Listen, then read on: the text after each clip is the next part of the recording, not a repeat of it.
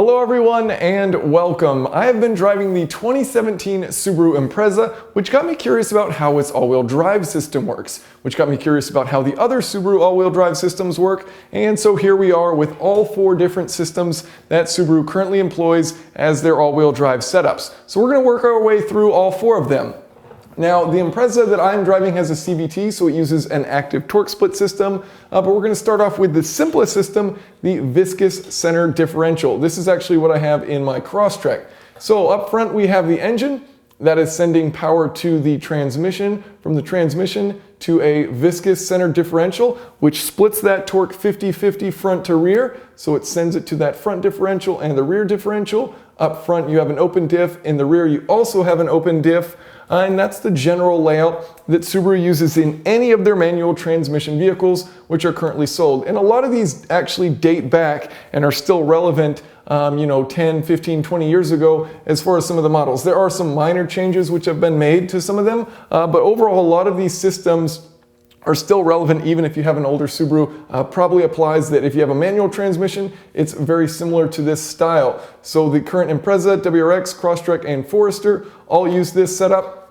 And another thing that they do with the all-wheel drive system, here, 50-50 split is good. If one of these axles starts to spin, that viscous coupling will force more torque to go to the wheel that has more traction. So you can send more torque to the front axle or the rear axle, whichever one has more grip. And then if one of your tires is spinning, the brakes will actually kick in and brake that individual tire so that you can send more torque to the wheel, which does have traction. And so, overall you'll be sending more torque to that axle, resulting in more acceleration by using the brakes if one of those wheels is slipping. Now, moving over to the active torque split system, and if you get lost, just as a reminder, we've got a key right here. So engine, front differential, center differential, coordinating with our numbers there. So you can reference that if you like. Anyways, the Subaru Impreza, which I've been driving, this is the system which it uses. Active torque split, and basically you've got your engine that is sending power to the transmission. From the transmission, there is actually a multi-plate center clutch pack. It's not a differential in this case, and that clutch pack is going to have a certain amount of pressure to allow for a 60-40 split front to rear. And this is the same system, basically any Subaru vehicle which has a CVT transmission, except for the WRX, will be using this system. So that includes the Legacy and the Outback, as well as the Impreza, Crosstrek, and Forester. And so that clutch pack is actually designed to allow for slip. It's designed to last while still slipping. The material selection, the amount of pads that they have, the oil in there, it's obviously a wet multi-plate clutch.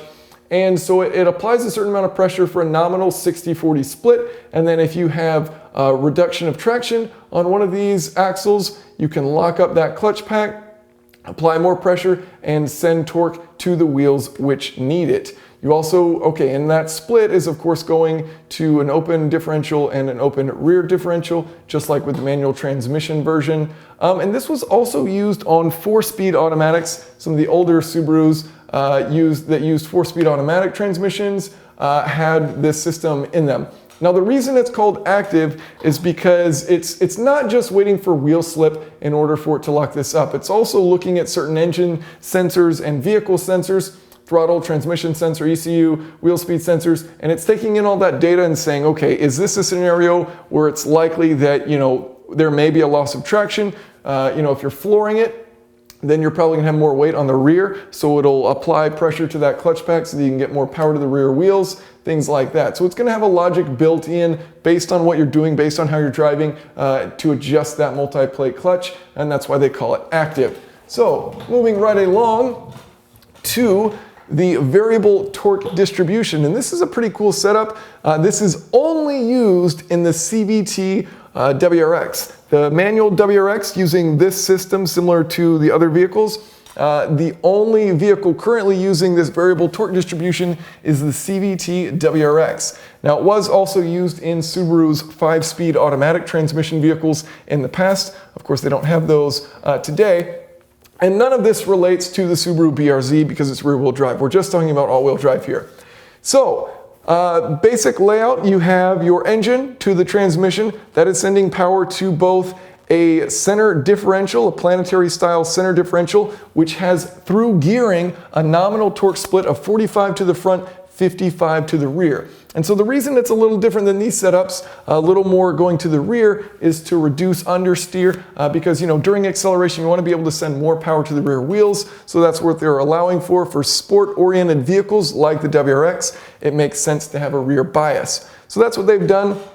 You have that center differential as well as the electronic hydraulic transfer clutch. So you've got a clutch that you can lock up, send more power to the axle which needs it.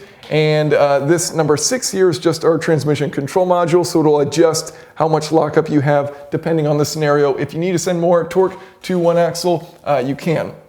Now today's WRX actually has an open differential in the front and the rear. Some of the older versions and some of the older vehicles out there, like the Outback, there are some older examples out there which have the 5-speed automatic and actually had a viscous limited slip differential in the rear. Today's versions are using an open differential. And then finally, we get to the Subaru STI, which is the only vehicle which uses a driver-controlled center differential. And this is kind of like the holy grail of Subaru's all-wheel drive systems. Super sophisticated, super cool, and perhaps someday I'll do a breakdown in more detail of how some of these actually look and work. But basically, you've got your engine sending power to the transmission, then sending it to a planetary style and mechanical limited slip differential, as well as an electronic differential in that center, which you can lock up. And so you've got that multi-plate clutch. You have the transmission control module, which will be adjusting based on, you know, driver inputs, things like that. Same kind of deal as we had over here. But you also have the driver-controlled center differential controls, so the driver themselves can choose, you know, hey, I want to lock it up completely, or I want to do, you know, mostly a rear bias. And this has that 41-59 through the gearing nominal split.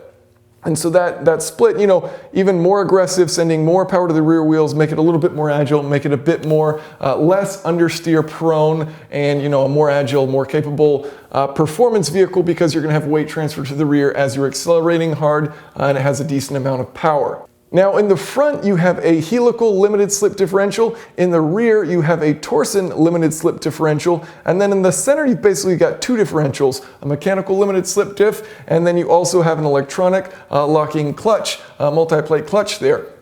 So a very sophisticated system that really is going to allow for you in pretty much any scenario to be able to put traction down to whichever wheel needs it. So super cool what they've done. They also do use torque vectoring, probably across the line, but definitely in the STI. So if you're coming into a corner, they call it torque vectoring. It's more direct yaw control where you're using the brakes to help rotate the vehicle. So if you're coming into a left-hand corner, you'll brake the inside brake a little bit more than the outside, and that allows to help rotate the vehicle. So pretty cool what they've done, and these are all the systems which they have. So, you know, a good overview, depending on, you know, which Subaru you're getting into, which one you're driving, different capabilities here.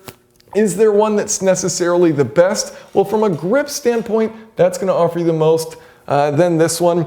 And then between these, you know, it's not exactly clear. If this can fully lock up, then it would technically be able to send more torque to one axle than this one, because this viscous coupling will never fully lock. It'll just spin up, and as a result, you know, you maybe send it 80% to the front axle or the rear axle in a worst case scenario. But you've got those brakes, remember, that you can help mitigate any issues if one wheel starts to spin. Now, one of the things that the literature loves to point out, if you look into these, is that they say, you know, these vehicles, these three here, here, and here, these three setups have the ability to lock for a maximum 50-50 split. And that doesn't quite make sense to me, and I'm not sure why they say 50-50 split. Because, okay, sure, any of these systems could lock up and provide a 50-50 split, but that's like saying, okay, let's take any of these and make them act just like this one. And you know, the downside of this, this is the nominal split. It's good to have a 50-50 split, but if one axle can only put down less torque, it doesn't make sense. You want to send 80% or 100% to one axle. So it's misleading to say that at max lockup you're going to get a 50-50 split. If you lock the centers of any of these, consider it more like a locked differential, where if the rear has no traction, you're going to still need to rotate the front in order to rotate the rear, and as a result, you'll have more torque going to the front. So rather than 60-40 going down to 50-50, you could have that go up to 80-20, 90-10, whatever the limit of this clutch pack allows. But I would say, maximum torque split you're going to get is going to be different. It's not going to be 50-50 when you lock it up. It's going to be whatever traction allows for. And so if one axle doesn't have good traction, one has great traction, the one with great traction will get significantly more. It's not going to be this always set at 50-50 split. So hopefully this has been enlightening, both about all-wheel drive systems and perhaps if you own a Subaru, your own vehicle's all-wheel drive system. If you guys have any questions or comments, feel free to leave them below. Thanks for watching.